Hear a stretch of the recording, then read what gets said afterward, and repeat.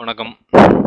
58வது தேசிய திரைப்பட விருது வழங்கும் விழா இப்போ தான் நடந்து முடிஞ்சோடனே நிறைய தலைப்பு செய்திகள் பார்த்தா தென்னிந்திய திரைப்படங்கள் அள்ளிட்டு விருதுகளை அள்ளிது, அதுவும் தமிழ் படங்கள் ரொம்ப அள்ளியது அப்படின்ட்டு ஆச்சரியமாக இருந்தது. அடே பரவாயில்லையே, தமிழ் படங்களுக்கு வந்து கடைசியில் ஒரு ரெக்கக்னிஷன் கிடச்சிருக்குது அப்படின்னு பார்த்தா, என்னடான்னு பார்த்தா முக்கால்வாசி அவார்டு ஆடுகளத்துக்கு போயிருக்கு.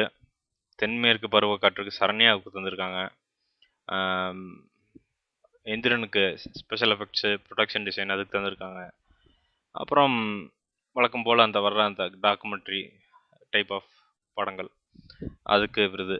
இப்போ இதில் வந்து எனக்கு மாற்றுக்கருத்தே இல்லாதது வந்து என்னன்னா, வெற்றிமாறனுக்கு ஒரு அவார்டு கிடைச்சது. நான் ஏன் அப்படி இது சொல்லுவேன்னா, எல்லாரும் சொல்கிறாங்க, சில பேர் நான் கேட்பேன், ஆடுகளம் அவ்வளோ ஒன்றும் பெருசாக இல்லையே, ஏன் தந்தாங்க அப்படின்ட்டு. ஆடுகளத்துக்கு இருக்கிற அந்த பேக்ரவுண்டு விட்டுருங்க, ப்ரொடியூசர் அவங்க பேக்ரவுண்டு என்ன அதெல்லாம் விட்டுருங்க. படத்தை வந்து படமாக பார்ப்போம். படமாக பார்த்தோம்னா அதாவது ரொம்ப நாள் கழிச்சு ஒரு மதுரை படம், மதுரை வந்து கெட்டதாக காட்டாமல் நல்ல விதமாக காட்டின ஒரு படம். அது வந்து ஒரு பெரிய ப்ளஸ்ஸு. இன்னொன்று வந்து சேவல் சண்டையெல்லாம் இன்னைக்கு எல்லாத்துக்கும் மறந்தே போச்சு கிட்டத்தட்ட. அதை வந்து திருப்பி கொண்டு வந்து பண்ணியிருக்காங்க. அதுவும் ரொம்ப ஒரு பெரிய ப்ளஸ்ஸு. இது மாதிரி ஒரு என்னன்னா, கிட்டத்தட்ட 4 ஜூரி மெம்பர் தான் இருக்குது. ஒரு ஆட் ஃபிலிம் டைரக்டரு, ஒரு சினிமாட்டோகிராஃபரு, எல்லாருமே 60 வயசுக்கு தொட்டாங்க. ஈஸியாக 60 வயசு தொட்டாங்க. சிலதெல்லாம் 70க்கு மேலே போல் பார்த்ததெல்லாம். ஸோ அவங்க பார்க்கும்போது வந்து, இப்போது எனக்கு தெரிஞ்சு எல்லார் படமும் அவங்க தான் பார்ப்பாங்கன்னு நினைக்கிறேன். அப்போ பார்க்கும்போது ரொம்ப டயர்டாக இருப்பாங்க. ஏன்னா இப்போ ஹிந்தி படத்தெல்லாம் பார்த்தா கிட்டத்தட்ட இப்போ வர்ற ஹிந்தி படத்தில் ஒரு 100 படத்தில் 80 படம் பார்த்தீங்கன்னா ஒரே மாதிரி வர்ற நம்ம தமிழில் இருக்கிற மட்டமான கமர்ஷியல் படம் மாதிரி தான் ஹிந்தியில் இருக்கிற பயங்கர படமே இருக்குது. இப்போது ஏன் அவ்வளோ தரம் தாழ்ந்து போயிடுச்சு. இடையில இந்த பிளாக்கு நிறைய படம் நல்ல படங்கள் வந்துச்சு. ஆனால் அதை மாதிரி இப்போ ரொம்ப கமர்ஷியல் ஆகி, அதாவது ஹாலிவுட்டுக்கு ஈஸியாக ரீச் ஆகிறங்காட்டிக்கு அவங்களுக்கு ரொம்ப ஹாலிவுட் ரீச் இருக்குது. ஏன்னா இந்தியானா அவங்க நினைக்கிறதே ஹிந்தி தான். யூஎஸில் யூகேலாம் நம்ம தமிழ் அப்படிங்கிற ஒரு இடமே, தமிழ்னா ஸ்ரீலங்கான்னு நினச்சாலும் நினச்சிக்குவாங்க. அந்த மாதிரி ஆயிடுச்சு. ஸோ அதங்காட்டிக்கு அந்த ரீச் இருக்கிறங்காட்டிக்கு என்னமோ பணம் பண்ணுற ஆசையில் வந்து அந்த ஆர்ட், அந்த கலை வந்து விட்டாங்க. அது ஏன் அப்படின்னு எனக்கு தெரியல. ஆனால் தமிழை பொறுத்த வரைக்கும் எனக்கு பட்டது என்னென்னா, இப்போ வந்து அவர் கக்கர் அப்படின்ட்டு அவர் ஆட் ஃபிலிம் மேக்கர், அவர் சொல்லியிருக்காரு, தமிழ் படத்துக்கு நாங்கள் வந்து விருது தந்தது எதுங்காட்டிங்கன்னா, அது வந்து ஒரு கமர்ஷியலைசேஷனோட வந்து ஒரு ஆர்ட் ஃபிலிமையும் வந்து சேர்த்து தந்துருக்குது. அதங்காட்டிக்கு வந்து அது ஒரு ஹாலிவுட் லெவலில் இருக்குது. அதங்காட்டிக்கு தான் வந்து தமிழுக்கு வந்து அவ்வளோ ஒரு முக்கியத்துவம் கொடுத்துருக்குறோம் அப்படின்ட்டு. ரொம்ப நல்லது தான், நீங்கள் சொல்கிறதெல்லாம் கரெக்டு தான். அதே மாதிரி ஆடுகளம் படத்து அந்த இதுக்கு வந்து ஒரு சின்ன நோட்ஸ் போட்டிருக்காங்க சைடில். என்னென்னு போட்டிருக்காங்கன்னா, இது வந்து ட்ரெடிஷன் வந்து இது ஒன்றுது அப்படின்னு. இதில் வந்து நம்ம வந்து மறுப்பு தெரிவிக்கலாம். ட்ரெடிஷனுங்கிறதெல்லாம் வந்து தேவையில்லை. மக்களை எவ்வளோ இன்ஃப்ளூயன்ஸ் பண்ணுது, மக்களுக்கு எவ்வளோ போய் சேருது அப்படிங்கிறது தான்.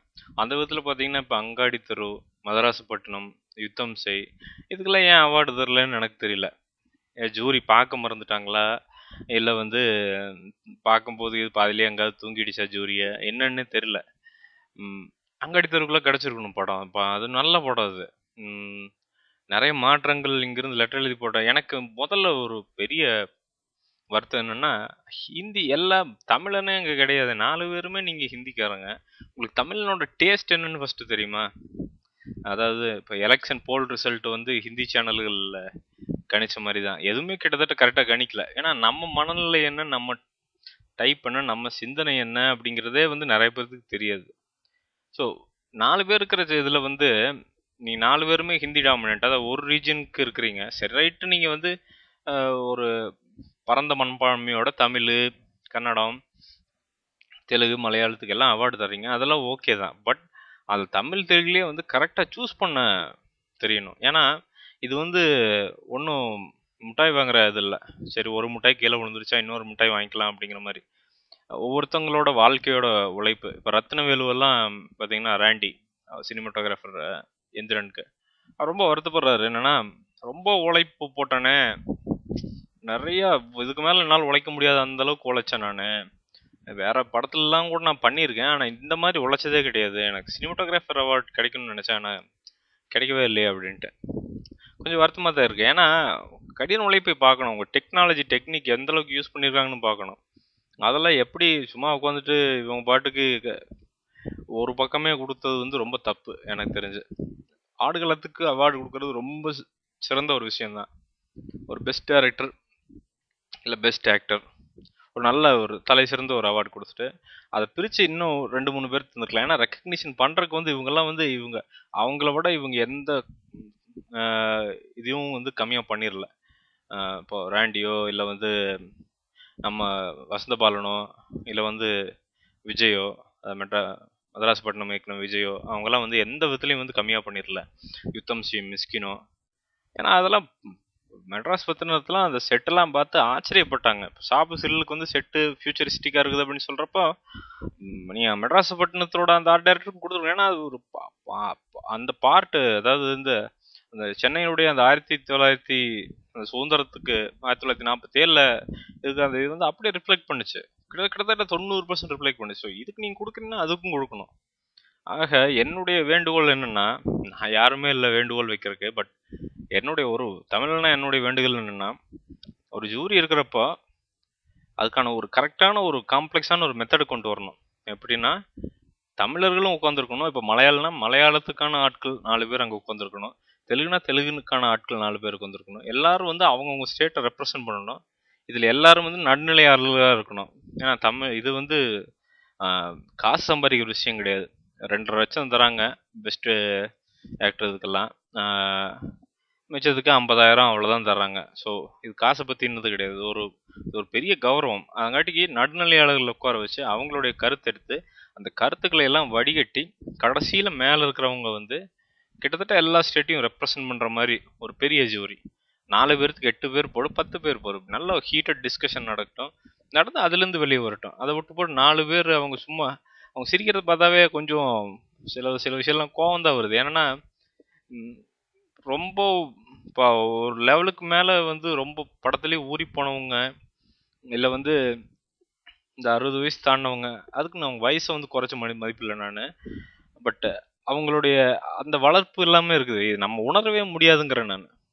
நம்ம ஆட்கள் இதே 60 வயசு ஆட்கள் அங்கே உட்கார்றதுக்கும் அவங்க ஹிந்தி ஆட்கள் 60 வயசு ஆட்கள் உட்கார்றதுக்கும் வேற. ஏன்னா அவங்க டேஸ்ட் பண்ண பாடல்களே வேற. நம்ம இளையராஜா பாட்டு கேட்டு வளர்ந்தவங்க, ரஹ்மான் பாட்டு, இப்போ இளையராஜா தான் முக்கால்வாசி பேர் கேட்டிருப்பான். அவங்க வளர்ந்த ஸ்டைலே வேற. சில படம்லாம் பேரே தெரியல எனக்கு, பார்த்தா தபாங்க அது ஒன்று தான் தெரியுது, பெரிய ஃபியூச்சர் ஃபிலிம் என்டர்டெய்னிங்காக இருந்தது அப்படின்னு கொடுத்துருக்காங்க. தபாங்க எவ்வளோ நல்லா இருக்குன்னு எனக்கு தெரியாது, பார்த்தா தான் தெரியும்.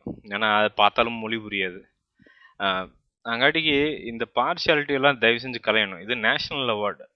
இது வந்து நம்ம ஹிந்திக்காண்டியோ மலையாளத்துக்காண்டியோ கொடுக்குற அவார்டு கிடையாது. நேஷனல் அவார்டுங்கும் போது நீங்கள் நிறையா இதையே வந்து கன்சிடர் பண்ணிக்கணும். நீங்கள் நிறைய வேற ஒரியா படம் வருது, பெங்காலி படம் வருது, எல்லாத்தையும் கன்சிடர் பண்ணி சும்மா ஒருதலை பட்சமாக தமிழுக்கும் ஒருதலை பட்சமாக இருக்கிறதும் தப்பு தான். எல்லாத்தையும் ரெக்கக்னைஸ் பண்ணால் தான் நல்லா கலை வந்து வளரும். அதுதான் என்னுடைய வேண்டுகோள். இருந்தாலும் என்னுடைய பாராட்டுகள் வந்து யாருக்குன்னா சரண்யாவுக்கு. ரொம்ப சிறந்த நடிகை. கலவாணி படம் பார்த்தேன் ஒரு மாதத்துக்கு முன்னாடி. ரொம்ப பிரமிச்சிட்டேன். ஏன்னா அவ்வளோ சிம்பிளாக, அதாவது ஸ்க்ரீனில் பார்க்குறதும் கூட விட்ருங்க, ஆன் ஸ்க்ரீன் வந்து நடிப்பு ஓகே, ஆஃப் ஸ்க்ரீன்லேயும் வந்து ஒரு சேலை கட்டி கரெக்டாக வந்து அவ்வளோ பவ்யமாக இருப்பாங்க. அதாவது ஒரு பொண்ணு அப்படின்னா ஒரு சினி இண்டஸ்ட்ரியில் ஒரு நல்ல எக்ஸாம்பிள் அப்படின்னா, இப்போது ஆண்களில் பார்த்தா நம்ம டக்குனு ஒரு சிவகுமார் சொல்லலாம், ரஜினி சொல்லலாம், 2-3 பேர் சொல்லலாம் கண்டிப்பாக. அந்த மாதிரி பெண்கள் அப்படின்னா சரண்யா வந்து கரெக்டாக ஞாபகம் வருவாங்க. ஏன்னா அவ்வளோ ஒரு தெளிவான ஒரு ஃபேஸு, ஒரு நல்ல ஒரு கேரக்டர். அவங்களுக்கு வந்து ரொம்ப மனமார்ந்த பாராட்டுக்கள். அதே மாதிரி தனுஷ் வந்து ரொம்ப சிம்பிளான ஒரு எளிமையான மனிதர். அவருடைய மாமனார்கிட்ட இருந்து நிறைய கற்றுக்கிறாரு போல். அது எதுவுமே நிலையானதில்லை அப்படிங்கிறது வந்து அவருக்கு நல்லா தெரியுது.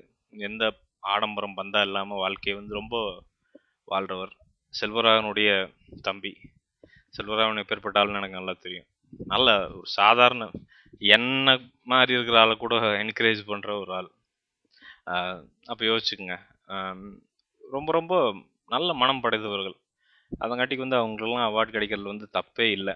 இருந்தாலும் என் ஆதங்கம் என்னென்னா இதுக்கெல்லாம் கிடச்சிருக்கணும். மெட்ராஸ் புத்தனுக்கு கிடச்சிருக்கணும், அங்காடி தெருக்கு கிடச்சிருக்கணும். இந்த படத்துக்கெல்லாம் வந்து கண்டிப்பாக ரெக்கக்னேஷன் கிடச்சிருக்கணும். மைனா கிடச்சிருக்குது சந்தோஷம், இருந்தாலும் இந்த 2 படத்துக்கு வந்து கிடச்சிருக்கணும். நன்றி, வணக்கம்.